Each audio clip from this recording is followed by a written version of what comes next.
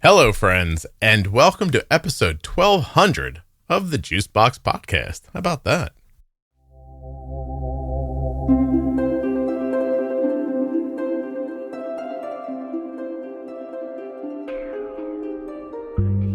In honor of episode 1200, I'm bringing back a favorite of yours, the Defining Diabetes series.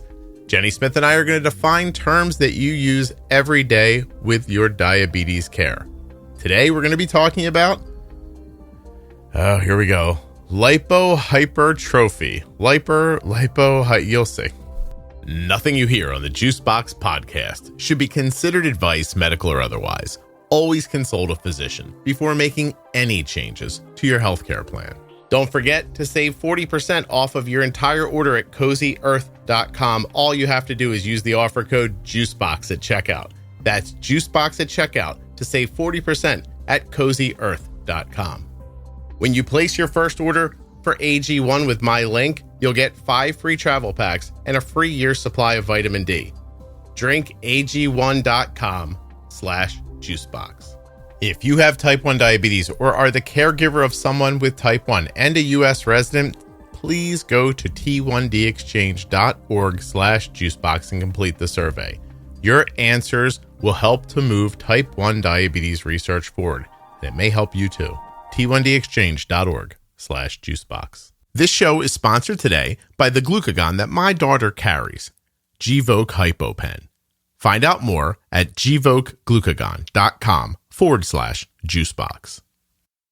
If you're living with diabetes or are the caregiver of someone who is, and you're looking for an online community of supportive people who understand, check out the Juicebox Podcast private Facebook group, Juicebox Podcast Type 1 Diabetes. There are over 41,000 active members, and we add 300 new members every week. There is a conversation happening right now that would interest you, inform you, or give you the opportunity to share something that you've learned. Juicebox Podcast, Type 1 Diabetes on Facebook. And it's not just for type 1s. Any kind of diabetes, any way you're connected to it, you are invited to join this absolutely free and welcoming community. Jenny, we're going to do something that we have not done in a while. Yay. And I think years, actually. We're going to add to the Defining Diabetes list. It's been a while. Do you remember how we used to do this? I do. We had quite a list. I think it came from people, as well as some of the things that we had put down that we really wanted to make sure were defined correctly. So, that's awesome. Yeah, we have a series of over 50 different terms, so we're going to add to it today. I'm going to start off with one that I know I can't pronounce so that we can all laugh and move on. Ready? Wait, I might get this right. Lipohypertrophy. Lipohypertrophy. Yes. Okay. Mm-hmm. What is that? Do you know, can you break the word apart and try to figure it out? What's lipo? Okay, so when I get liposuction, it sucks fat out of me. So I'm going to go fat. Yep. Hyper. So hypo means high, hyper means low. Mm-hmm. Trophy. I don't know that one. Well, I will essentially, you did a really great job. You're correct. Thank you. So it has to do with the increased sort of development of fatty stores underneath the skin, and most common in anybody who frequently puts an injection of something or an infusion of a substance underneath their skin. So quite honestly, what does it mean in realm of diabetes?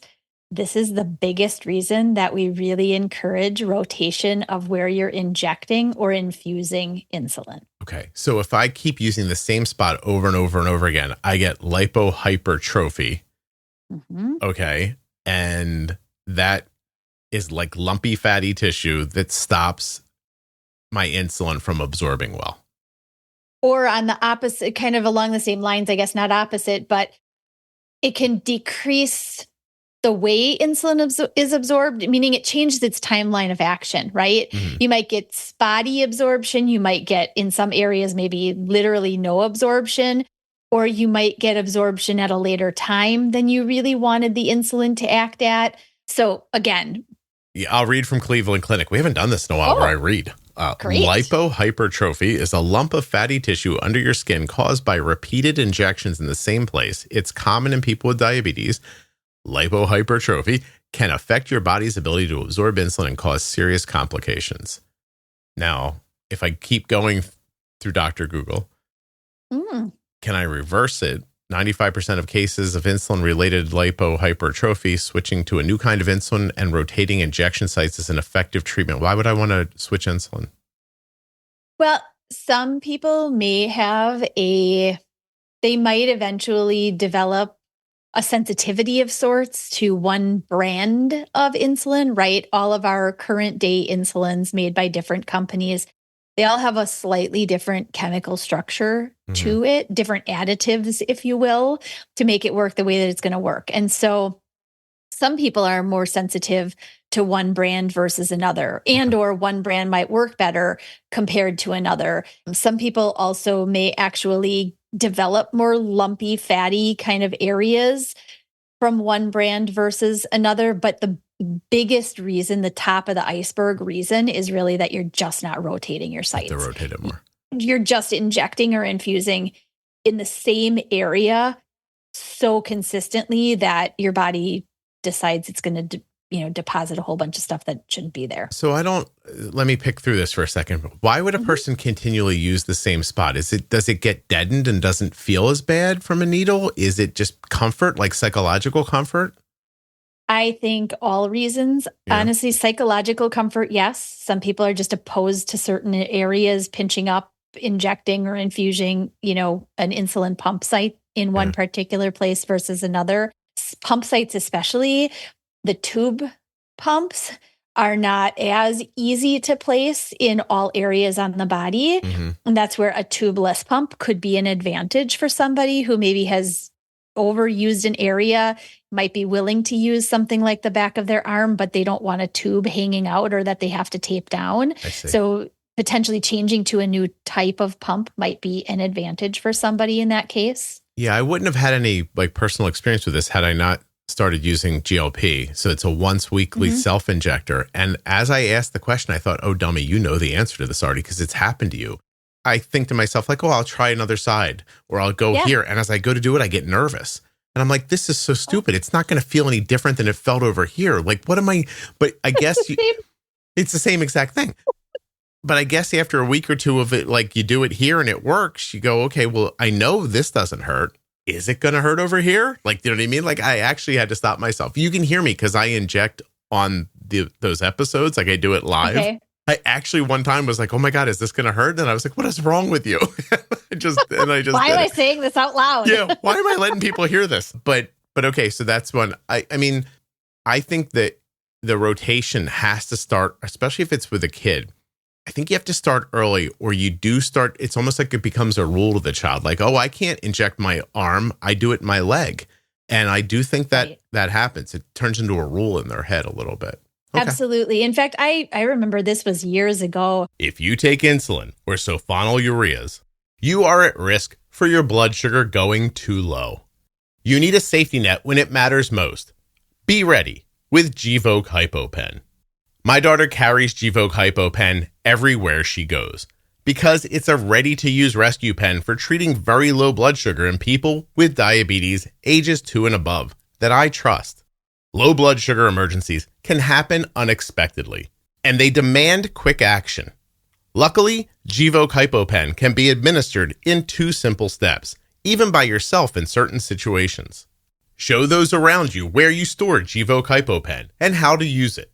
They need to know how to use Gvoke HypoPen before an emergency situation happens.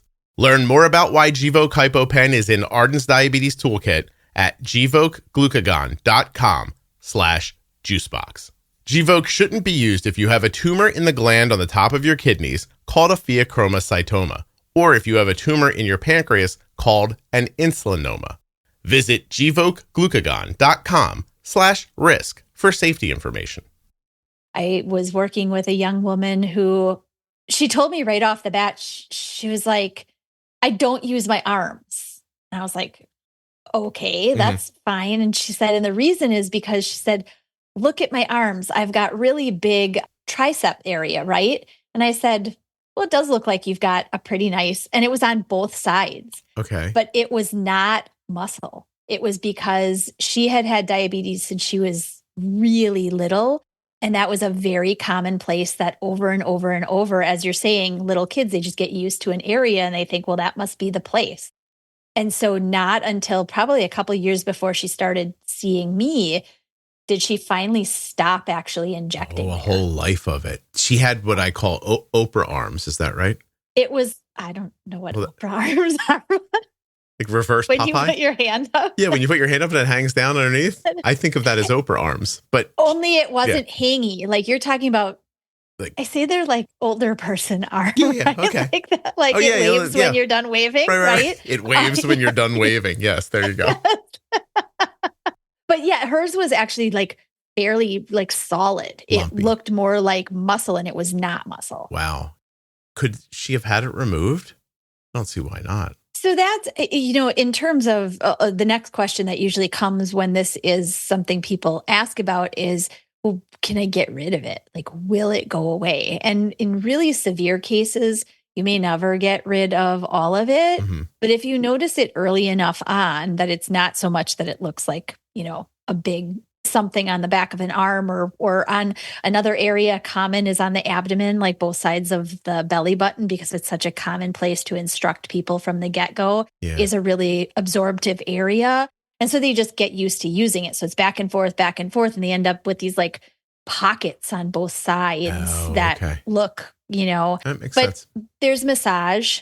You can massage the area, but the biggest thing is you have to really just leave it alone. You have to not inject there for quite a while if it is going to heal at all. And see if you can get ahead of it that way. Yeah. And if not, then you might be stuck with it. Well, so there's a great, listen, if absorption isn't enough to make you do it, not ending up with hard lumps might be a good motivator, right? There you go. And, I think another reason, just to expand on why, I think another reason is depending on the age of the person, real estate on the body, depending on body size and type and what feels good and underlying, those little tiny capillaries or little vessels. Yeah. You may find places that just don't work. It's not that you wouldn't be willing to use them, but they just don't work, especially maybe for a pump site. Mm-hmm. And so then you might be more in need of using just one area. Plus, I guess as you get older, or even probably when you're younger, articulation, like getting to places to like have a good angle on it. I'm impressed when people like put their CGMs on the back of their arm by themselves or something like that, or on their hips in the back. I'm like, how did you like? Oh, I do it all the time. Yeah, but I mean, you got to be pretty twisted when you do that, right? Use a mirror? The only time that I could not get around was when I was pregnant. Okay. And then my husband would help me actually put the site on, because I just, with a belly, like there's only so much like turn you've got, right? So he would help me. But outside of that, yeah, I mean. Gotcha. No, that's interesting. Okay, well, there we go. Lipohypertrophy. We did it. I mean, and I said it. I had to read it, but whatever. All right.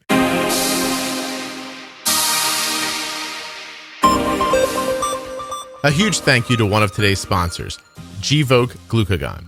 Find out more about Gvoke HypoPen at gvokeglucagon.com/juicebox. You spell that GVOKEGLUCAGON.com/juicebox. A diabetes diagnosis comes with a lot of new terms, and you're not going to understand most of them. That's why we made Defining Diabetes. Go to juiceboxpodcast.com, up into the menu, and click on Defining Diabetes to find the series that will tell you what all of those words mean. Short, fun, and informative, that's Defining Diabetes. The Diabetes Variables series from the Juicebox Podcast goes over all the little things that affect your diabetes that you might not think about. From travel and exercise to hydration and even trampolines. Juiceboxpodcast.com. Go up in the menu and click on Diabetes Variables. If you're living with type 1 diabetes, the After Dark collection from the Juicebox Podcast is the only place to hear the stories that no one else talks about. From drugs to depression, self-harm, trauma, addiction, and so much more.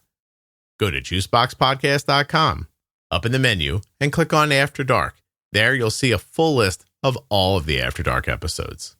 If you're not already subscribed or following in your favorite audio app, please take the time now to do that. It really helps the show. And get those automatic downloads set up so you never miss an episode. Thank you so much for listening. I'll be back very soon with another episode of the Juicebox Podcast. The episode you just heard was professionally edited by Wrong Way Recording.